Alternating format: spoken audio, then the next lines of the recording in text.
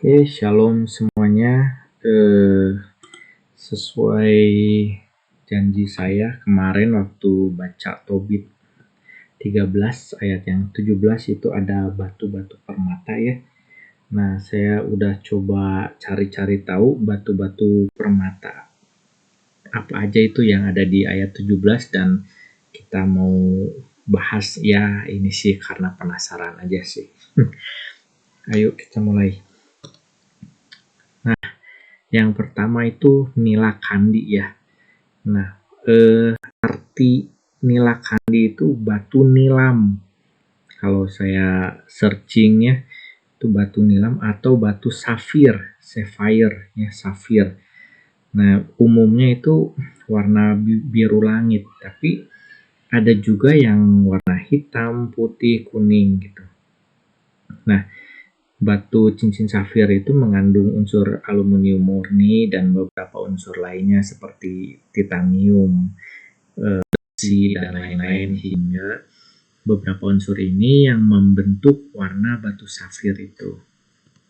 Ya, batu cincin ini banyak diperoleh dari beberapa negara seperti Myanmar, Thailand, Sri Lanka, hingga Rusia. Nah, di Indonesia pun ternyata ada gitu. Bisa diperoleh di Pulau Kalimantan. Ya, seperti ini. Nah, batu ini ada mitosnya ternyata ya.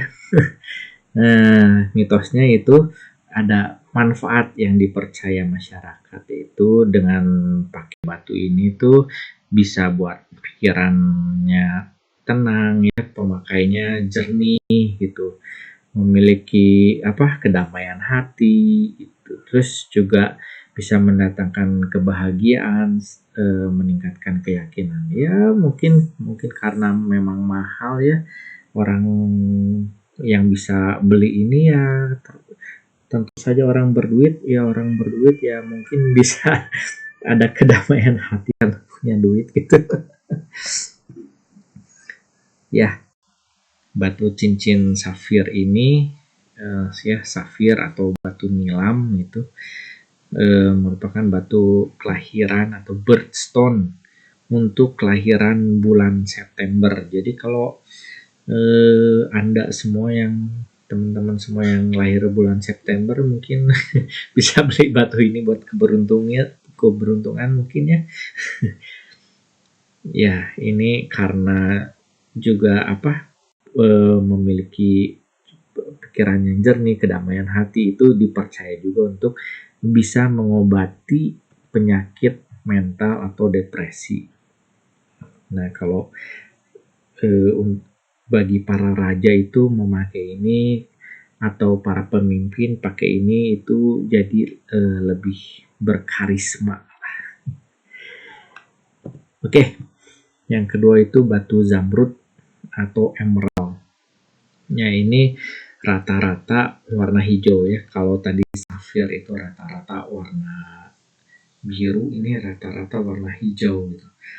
Nah, ini batu ini tuh ada beberapa jenis. Salah satunya itu zamrud Zambia ya, dari negeri Zambia. Memiliki karakteristik yang ditandai dengan warna hijau gelap dengan tekstur yang lebih tebal dibanding kebanyakan jenis zamrud lainnya di dunia. Jadi zamrud Zambia itu selain warna hijau pekat gitu, hijau gelap juga batu ini lebih tebal. Ada zamrud Kolombia. Nah, ini zamrud Kolombia ini paling terkenal di dunia karena di Kolombia ini pertambangan terbesar ya di dunia ini, batu zamrud Kolombia.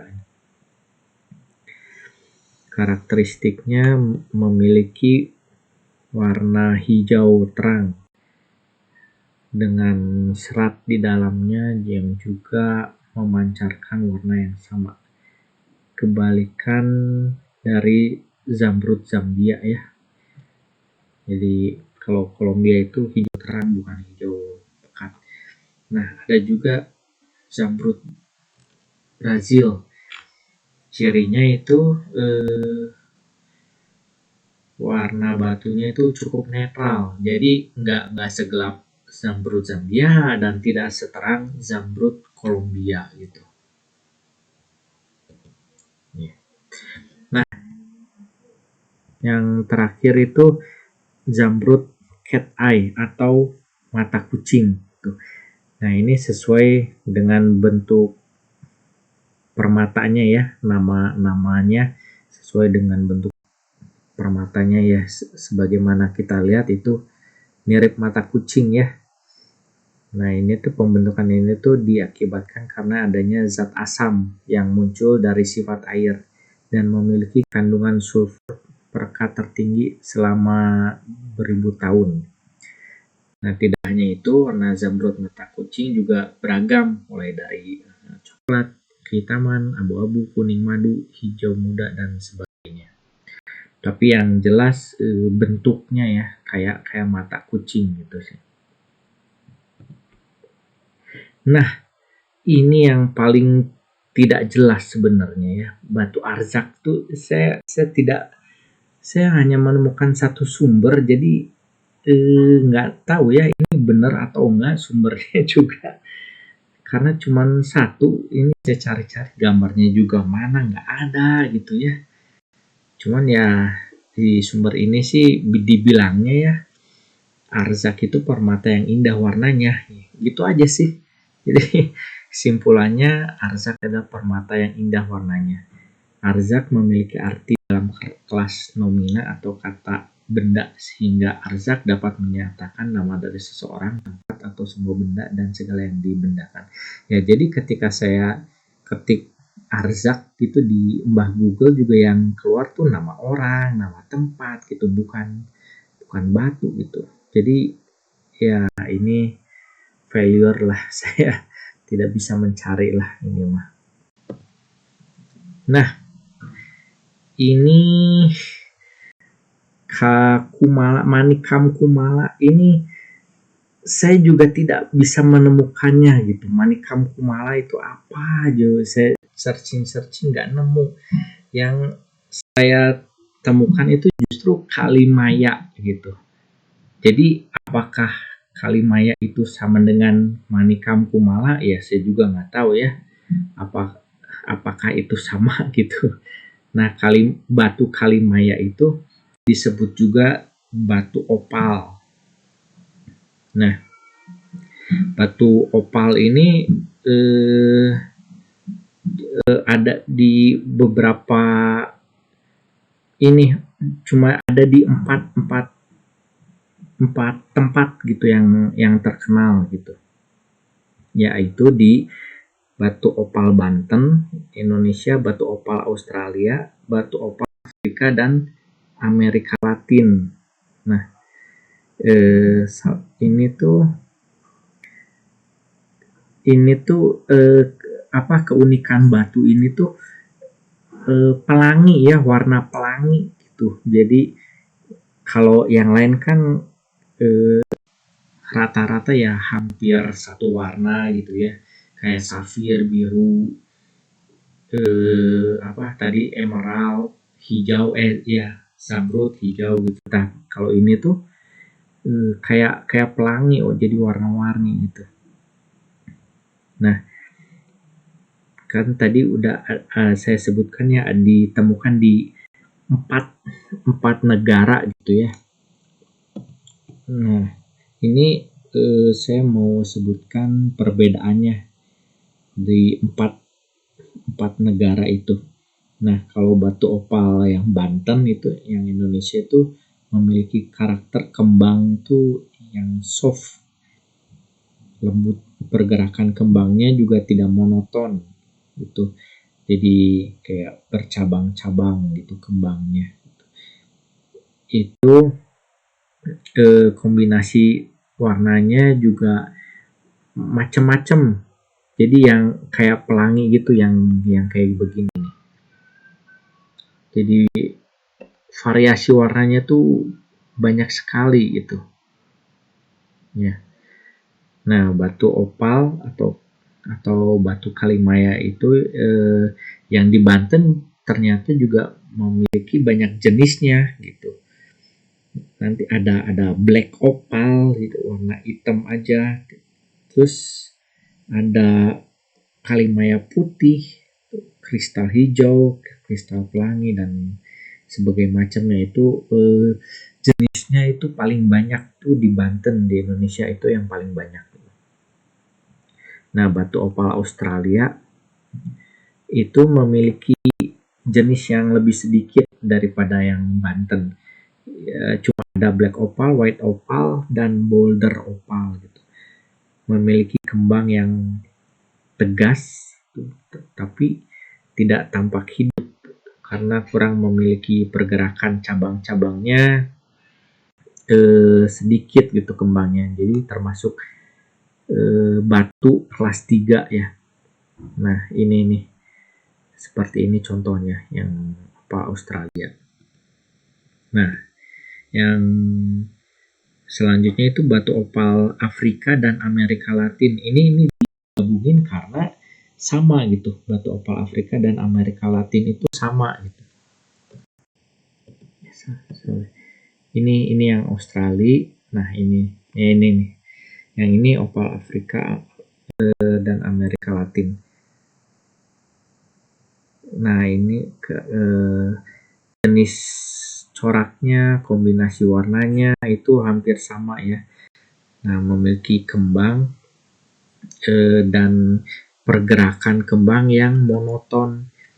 Batu opalnya seperti tembus pandang ya. Jadi variasi warnanya ya merah, kuning, oranye, atau kecoklatan. Memiliki sedikit jenis juga kayak fire opal dan black opal, itu aja sih. Jadi yang paling bagus itu yang dari Banten. Nah, yang terakhir itu permata Ophir, ya, Ophir gemstone. Ini permata dari Ophir yang sepertinya paling bagus di antara batu-batu yang tadi saya sebutkan. Jadi dari antara kelima batu itu, batu Ophir yang paling bagus ya untuk saat ini. Nah, ini juga bisa dilihat itu ada Guinness World of Record ya, sampai masuk ke buku rekor dunia gitu. Nah, Ophir itu ternyata itu nama kelompok batu gitu, nama kelompok. Nah, dari Ophir itu pecah lagi, ada berbagai macam batu seperti safir juga. Nah, safir ternyata yang tadi kita bahas itu ternyata masuk ke dalam batu Ophir gitu. Terus ada tanzanite dan ruby juga masuk Ophir gitu. Nah, dia itu paling terkenal di antara 5 itu karena termasuk permata paling langka di dunia dan permata paling berharga di dunia. Nah, ini kan tadi ada Guinness World of Record ya. Jadi dia tuh ada 9, mengoleksi 9 Guinness Book of Record. Apa aja? Yang satu ini, Ophir Sapphire itu. Ophir Sapphire itu batu terbesar ya. Batu terbesar itu Ophir Sapphire itu. Terus ada brown sapphire, potongan brown sapphire terbesar di dunia, potongan Ophir tanzanite terbesar di dunia, potongan Ophir serendipity terbesar di dunia, potongan Ophir painite terbesar di dunia, potongan Ophir hibonite terbesar di dunia, potongan Ophir musgravite terbesar di dunia, potongan Ophir neptunite terbesar di dunia, potongan Ophir grandidier terbesar di dunia. Nah, Yang terakhir, ini yang paling istimewa di antara tadi ke-9 potongan batu Ophir itu, ini yang paling istimewa. Nah, kenapa? Karena menurut otoritas ya GIA dan otoritas batu lain itu, mereka tuh tidak bisa mengidentifikasi apa batu ini tuh. Makanya karena mereka tidak bisa mengidentifikasi ini tuh batu apa, makanya dia dinamakan Ophir mistik, ya, mistis, Ophir mistis. Karena ini mereka belum bisa identifikasi ini batu apa sebenarnya. Makanya mereka dia dimasukkan ke dalam batu Ophir dan diberi nama Ophir mistik, ya, mistis kayaknya. Dan mereka berpikir, nah ini kayaknya satu-satunya spesimen yang ada di dunia, satu-satunya, nggak ada lagi itu. Ya, mungkin segitu aja penjelasan tentang batu yang ada di Tobit 13 ayat 17. Ya ini sih karena saya penasaran aja sih. Jadi saya searching, browsing tentang batu-batu itu. Ya, penting gak penting, ya setidaknya kita bisa tidur nyenyak sekarang ya tentang batu-batu ini karena sudah tahu batu-batunya. Oke, mungkin segitu aja teman-teman.